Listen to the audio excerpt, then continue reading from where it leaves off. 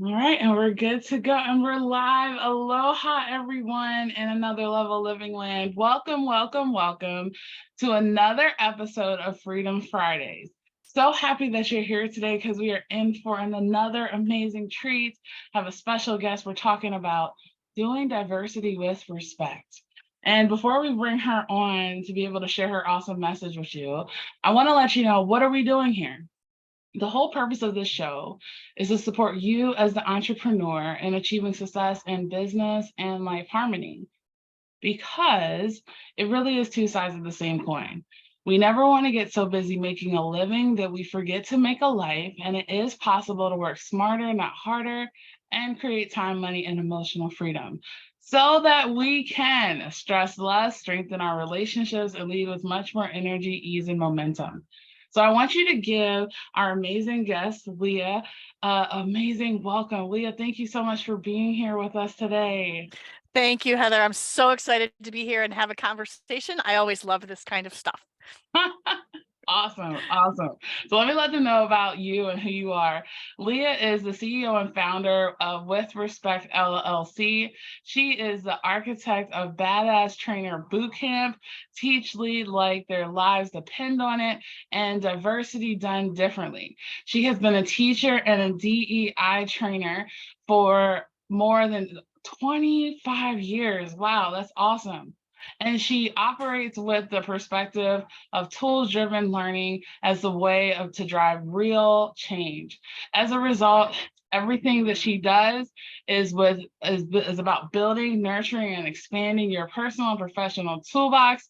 And her motto includes stay curious, and if you can't have fun, why bother? Leah, I'm so happy that you're here today. Thank you so much for sharing that, because it's true. Life should be fun, fabulous, freedom, exciting, and nothing less. That's right. Agreed. So Leah, tell us what got you into this. Tell us what got you into this, and why is it something that's so important, especially as we're talking about biz life harmony. So I think that part of what is important to understand is that I am white presenting, but I am half native.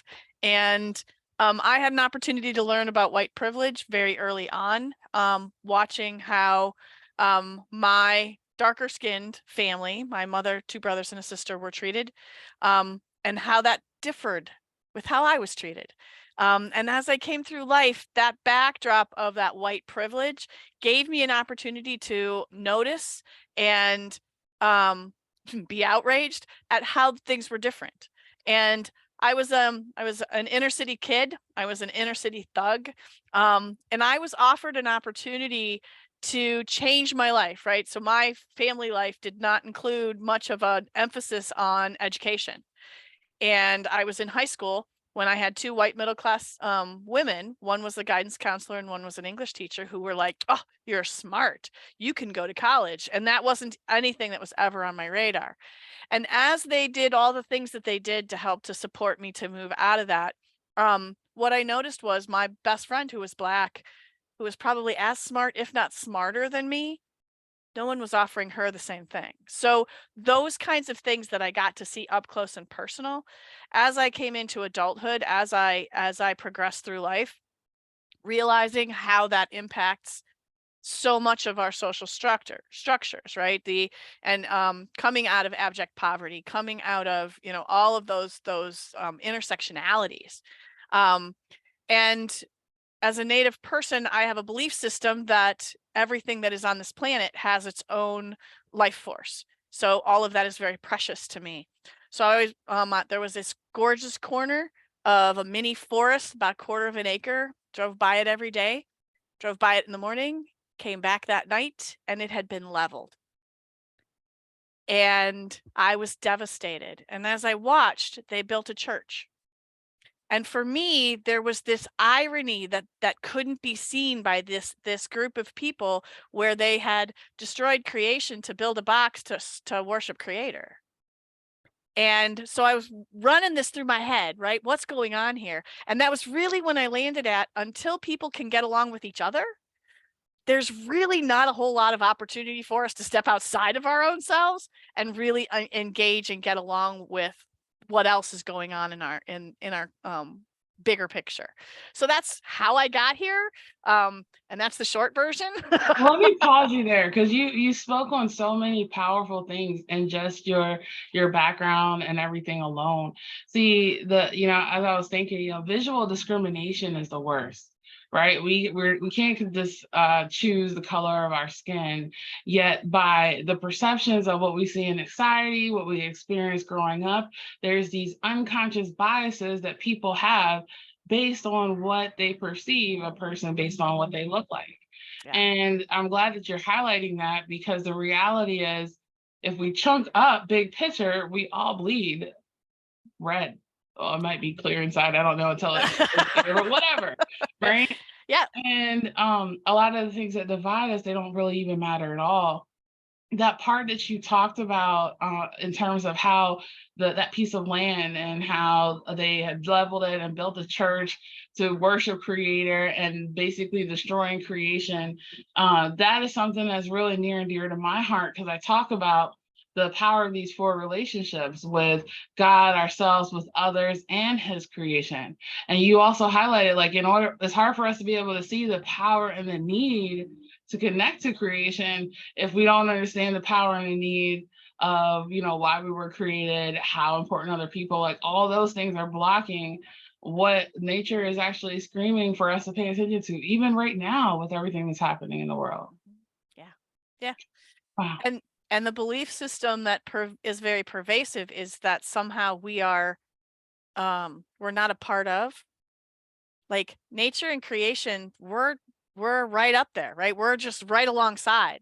And somehow many of us seem to talk about and experience it as I have to go get into nature. It's like you're already in it. You don't have to go anywhere, right? And so those kinds of things that we can begin to look inward to see what's the language that we're using. Where do we stand with that, right? How is it I perceive myself in relationship to creation, right? Am I a partner or am I a part of? And so those are kinds of those questions that, because if I'm a part of, don't I take care of it differently than if I am simply a partner, right? So those kinds of things that begin to really dive us deeply into new and exciting conversations, right? So good. So good. Now tell me why is this being aware of this and the work that you do, why is it so important, especially for entrepreneurs to know about? Like, I think that especially in our current culture, there's so much of there's almost that fear that I don't know what to say, so I'll say nothing. And yet there's so much richness, right, to be had in having those respectful conversations. And so this is that idea of who I am, where I stand. I am amazing, perfect, and moving forward, right? And so when I consider that, that is true for me, that is true for you, that is true for others. And as we look at this in that collaborative sense of how do I help you continue to be amazing, moving forward in a positive way, right? How is it I support that? So this is that, we talk about the work as diversity, equity, and inclusion. That's actually the outcome, right? That's what we're going for, right? The work starts in a Native culture. We believe we develop from the inside out, starts with me. And so I need to know who I am, be solid in my sense of self, so that when other people who are different come into my sphere, they don't threaten me, right? And this is the perfect opportunity to talk about, the ball of perspective, right? And so in my work, we use this ball of perspective to really be able to help people see, right? What you see on this side is blue. What if I told you this side was yellow? And when we begin to understand that this ball is only two colors, but there's like an entire rainbow and all the shades in between of possibilities of what color. And how do we engage with curiosity? So how is it that I would look at you and say, tell me about your side of the ball. What do you see? How does it look? How does it feel? Because what that does is it gives us an opportunity to turn the ball. It doesn't mean that you're going to change my mind. It doesn't mean that you're going to cause me to believe something different necessarily. It does mean that I now have broader horizons and the ability to be able to understand people differently. When I get married to this line, whoops, there it goes. And I look at you and I say, your ball is yellow, right? What are you going to tell me? No, my ball is blue. So now we're going to end up in conflict. And that's what happens when we get married to our line and we say, no, it has to be this way. I don't care that yours is this way. And this is that opportunity then to be able to stay in that authentic curiosity that says, really, you see the world that way? Help me understand what that looks like from your side, because that's the cool stuff, right? That's what diversity really is. That's what equity really is, right? It's the ability to be able to step into that curiosity and say, tell me, help me understand, right? And at the same time, knowing my own side well enough that I can articulate if someone asks me the same question, right? So that's the importance of this work, like from that I standpoint. And as entrepreneurs, we have so much opportunity to interact with so many diverse people and groups of people that limiting ourselves just based on our side of the ball, and I'm not going to work with anybody who's got a blue ball, right? I mean, so those kinds of concepts that help us to be able to expand not only it within ourselves, which is, in my opinion, the most important part, but also in expanding in terms of the work we do and the effectiveness we have with people who don't look like us, sound like us, talk like us, etc. Oh my gosh, that's so good. You know, it makes me think about there's this one presupposition or these key secrets on how successful people operate. And the first one you will love because it says respect and appreciate other people's model of the world, even if you don't agree. Like, that's so funny because we think that everybody should think exactly the same way that we do, feel exactly, believe exactly the same way that we do. And the reality is every mind is completely different. There's no one with the same knowledge, skills, experience, backgrounds, events, etc. that's happened.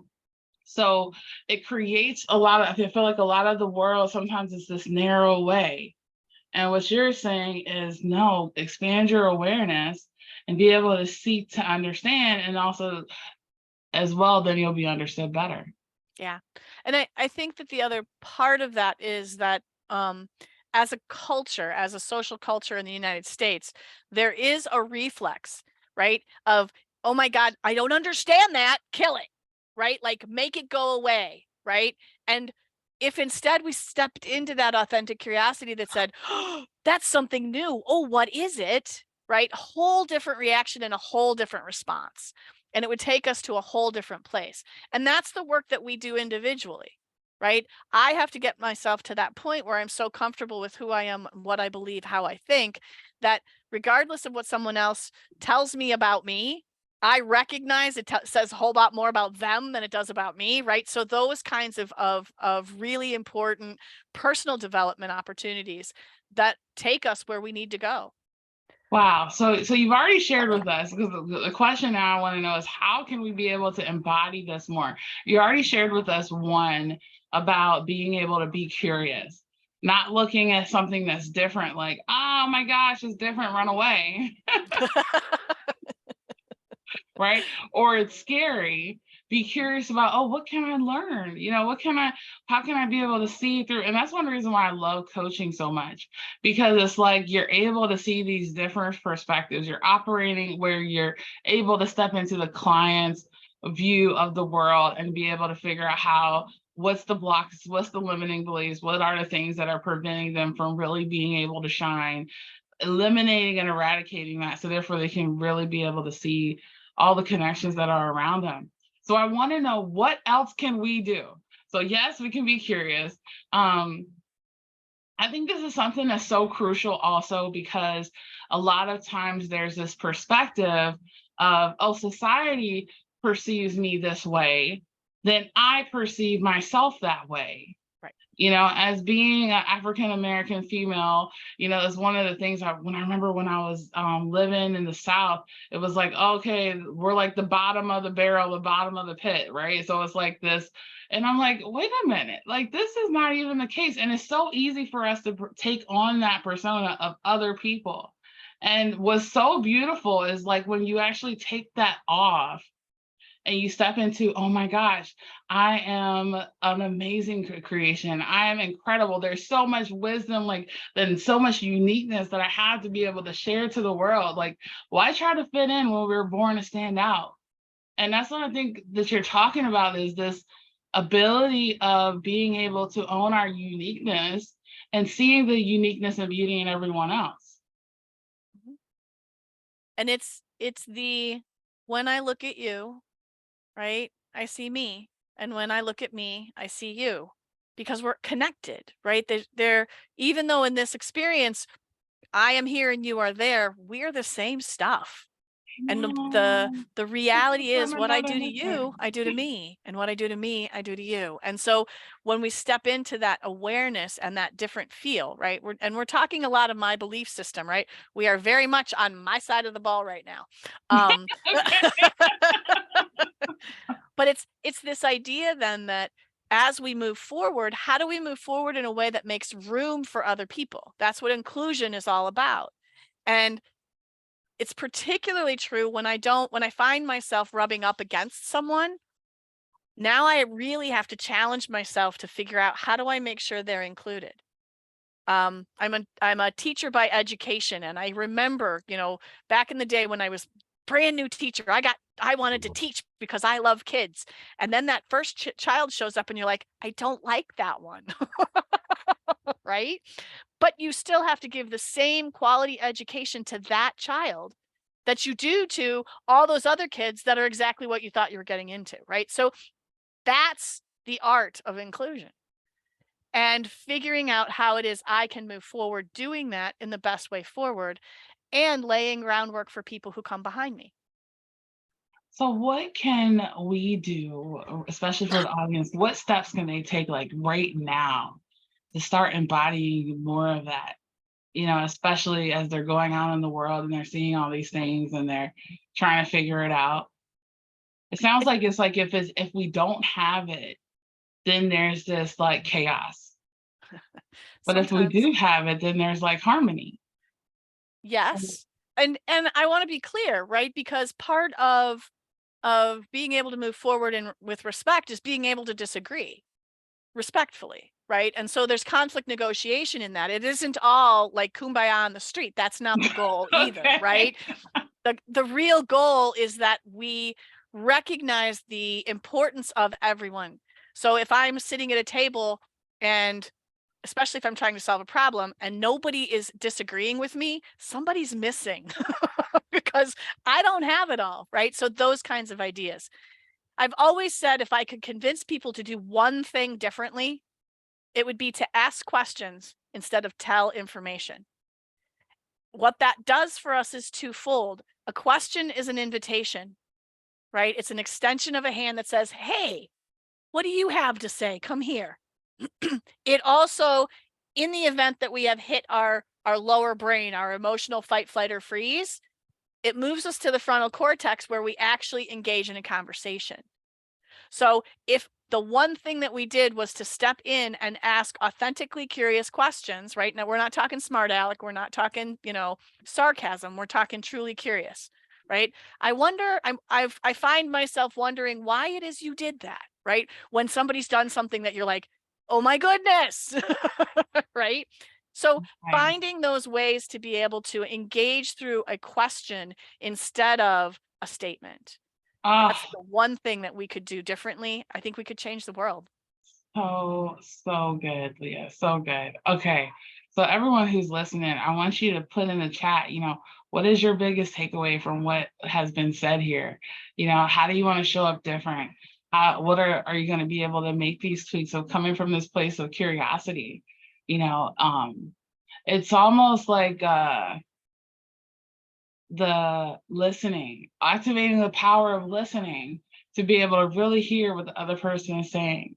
And I feel like that just opens the space, the strength of the connection. Yeah.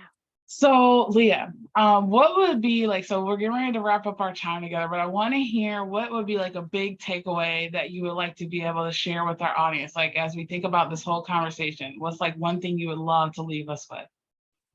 I think it's the remembering that we're all in this together. And I view this as if it was the end of the world, right? And we have to choose one boat or the second boat. And that first boat is every person for themselves. And the other boat is we're all going to make it together. Based on the choice you make in that moment, isn't that how you should live your life? For me, I'm in this boat. I'm in the boat that says we're all in this together. And so if that's the boat that I would choose at the end, why is it not the boat I would choose to live my life by? And so I would encourage us to remember we're all in this together, and there isn't any one of us that doesn't need somebody. Oh, so good. How can we get more from you? Like, is there something that you can be able to offer us, a free gift or something like that? How can they be able to stay connected with you? This was so good. So my website will be linked, I think. Yep. And as of May 1st, we are rolling out a free online, there'll be 2 free courses. One is on diversity, equity, and inclusion. So it's kind of the foundation stuff, where we can begin to learn more about this stuff coming from that I place. What can I do? And the other course will be around the beginnings of allyship and really exploring what that is. So those are the 2 pieces that I would recommend. And if you want to take the next step, I released a book back in August called Between the Bars, a new framework for creating change in social justice. That's on Amazon. So those are probably the things I would best recommend. Awesome, everyone. Thank you so much, Leah. Thank you so Thank much you. for blessing our stage and blessing us with your presence. So, ladies and gentlemen, you heard it here. Make sure you check out her website. It's withrespect.com, right? With-respect.com. There's a dash in the middle. Okay, with-respect.com. Be on the lookout for that free course. Go ahead and get her book as well. It's also on the website, so they can click and get it. Fantabulous. Everyone at Another Level Living Land, I hope that this message supports you in moving forward. You know, a lot of times this doesn't just speak to our business, this also speaks to our life, our relationships, everything is all that this conversation that we had impacts. So look forward to seeing you again next week on another episode of Freedom Fridays. And thanks so much for listening in. Make sure to give Leah some love in the chats and comments below. And we look forward to seeing you soon. Thank Peace, you. everyone. Thank you.